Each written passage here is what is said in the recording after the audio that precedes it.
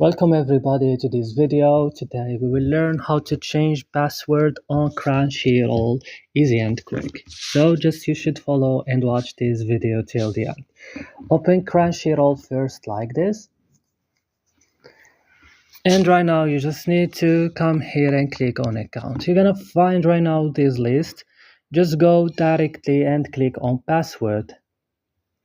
Here guys, when you click on password, it will take you to a page or to your navigator. So right now you have to add your email address and click send. So right now I write my email address, I will click send, and as you see is failed. I will repeat.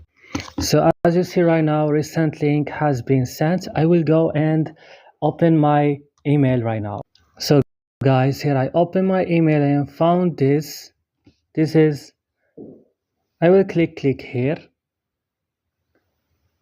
and it will take me again to another page. And from here guys, as you see, I can change my password. I add my new password and retype the new one and click reset password, and that's all. So I hope this video was helpful for you. Don't forget to like and also subscribe in this channel. See you in another tutorial.